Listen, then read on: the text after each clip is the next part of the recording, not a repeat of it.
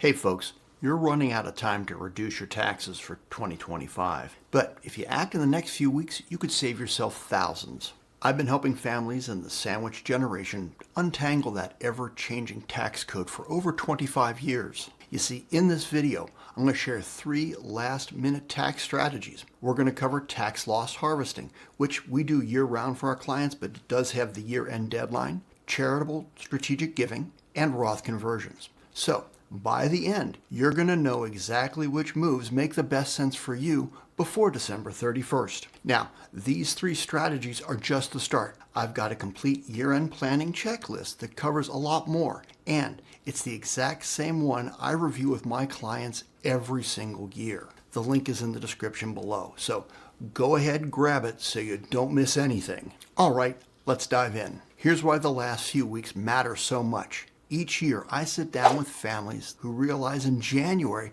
that they missed the chance to save thousands on tax. The hard part? They weren't complex strategies. They were simple moves that just needed to happen before December 31st. And when you're in the sandwich generation, managing aging parents, funding college, and planning your own retirement, every dollar in tax savings matters. That's money that could go towards care costs, tuition, or even your own retirement security. So, let's make sure you don't leave any money on the table again this year. Hey, before I dive in, a real quick note. Some of these can get a little complex depending upon your specific situation. So if you have a CPA or an EA, make sure you run these ideas past them before you take action, okay? Now let's get into it. First up is tax loss harvesting. And here's what most people don't know. It isn't just a December strategy. Most people only think about tax loss harvesting in December, but I work with my clients on it year-round, looking for chances to capture losses when they happen. However, December 31st is your absolute deadline.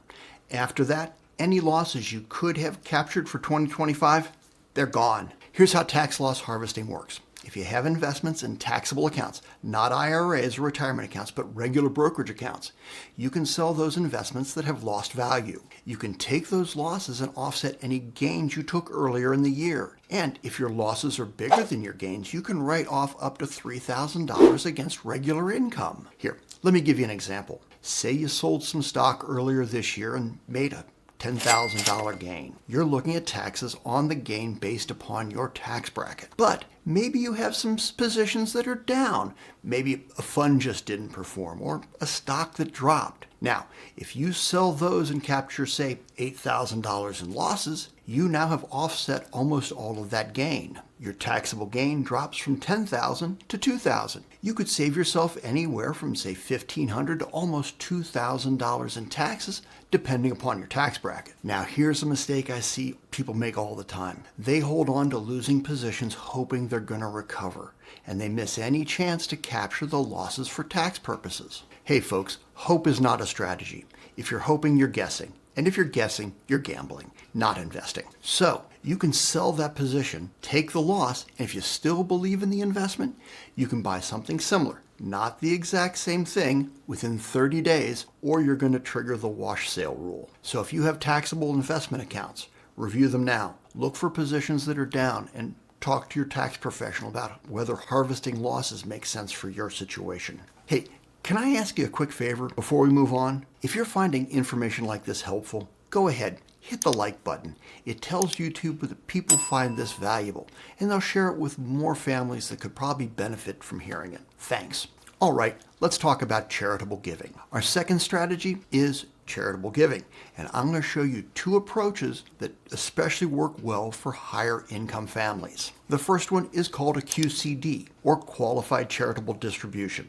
Now, this only works if you're at least 70 and a half years old and you have money in a traditional IRA. Here's how it works. So instead of taking money out of your IRA, paying taxes on it, and then writing a check to a charity, you send the money directly from your IRA to the charity. That donation never shows up as income on your tax return. And if you're over 73 and subject to required minimum distributions, the QCD counts towards satisfying that requirement. Let's just say you're 75 years old and your RMD is $12,000 for this year. You were planning on donating $5,000 to your church or favorite charity anyway. Here's what you do. Instead of taking the full $12,000 as taxable income, then donating the $5,000, you do a QCD for $5,000 directly to the charity. Now you only have $7,000 showing up as taxable income. That $5,000 QCD saved you somewhere between, say, $1,200 and $1,800 in taxes, depending upon your tax bracket. You can do up to $100,000 per year in QCDs,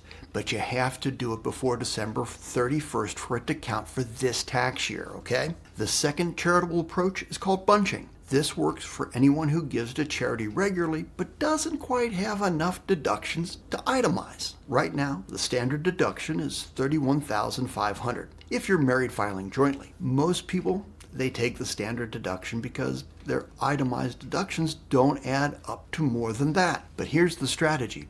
Instead of giving the same amount to charity every year, you bunch 2 or 3 years worth of donations into 1 year. Let's just say you normally give $10,000 a year to charity. That's great, but it doesn't get you over the standard deduction threshold. Instead, you could give $30,000 this year and nothing the next 2. Or you set up a donor-advised fund, put $30,000 in it this year and distribute it out over the next 3 years. Now, in the year you bunch, you have $30,000 in charitable deductions, plus your mortgage interest, plus your state taxes, and you might have, say, $45,000 or $50,000 in total itemized deductions. That's significantly more than the standard deduction. So, you itemize that year, and the next 2 years you take the standard deduction.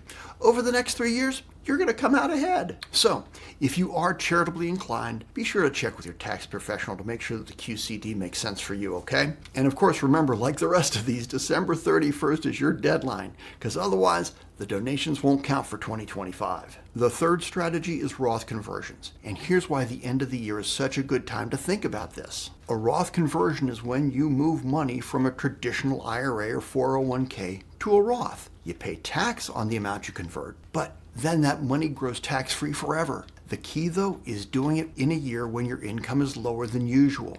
And that's why talking about it now, because you pretty much know what your 2025 income looks like. So maybe you retired mid-year. Maybe you had a gap between jobs. Maybe your business had a slower year. Or maybe you're kind of in that window between retirement and when your RMDs kick in at 73. So if your income is lower this year, your tax bracket should be lower. And that means you can convert traditional IRA money to a Roth at a lower tax cost than you might in future years. So for sandwich generation families, this can be powerful. You might be in a higher tax bracket now while working, but if you retire early or take time off to care for parents, you have a window of lower tax years. Here's a quick example for you. Say you're married and your income is somewhere around, say, $300,000. That puts you in the 24% tax bracket. You could convert about, let's say $40,000 from a traditional IRA to a Roth IRA. You're going to pay, say $9,600 in tax on that conversion. But once it's in the Roth,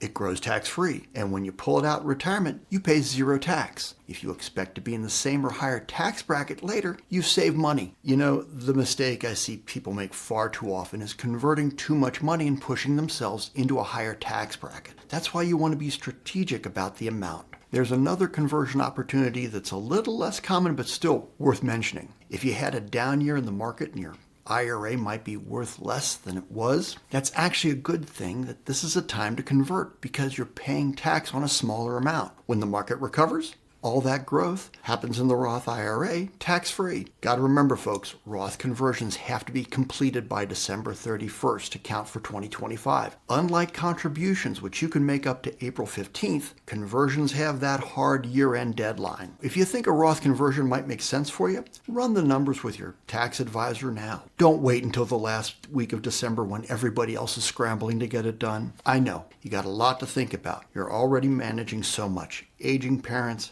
kids' expenses, your own retirement planning. I know there's a lot that can make you anxious, especially at this time of year. But here's something I tell every client of mine. Activity is the antidote for anxiety. Face it, you don't have to implement all 3 of these strategies. Pick the one that makes the most sense for your situation and take action on that. Hey, maybe it's harvesting some losses. Maybe it's setting up a QCD, or maybe it's simply running some numbers on a Roth conversion. Whatever it is, the moment you take that first step, you're going to feel the anxiety lift. Folks, you only got a few weeks left, and that's just enough time to make some smart moves that could save you thousands. Just a quick recap. 3 last-minute tax strategies to consider before December 31st. Tax loss harvesting to offset gains and reduce your tax bill. Strategic charitable giving through either QCDs or bunching to maximize your deductions. And Roth conversions if you're in a lower income tax year. Before implementing any of these, make sure you run it past your qualified tax professional. Remember that comprehensive year-end planning checklist I mentioned? The same one I review with my clients every year.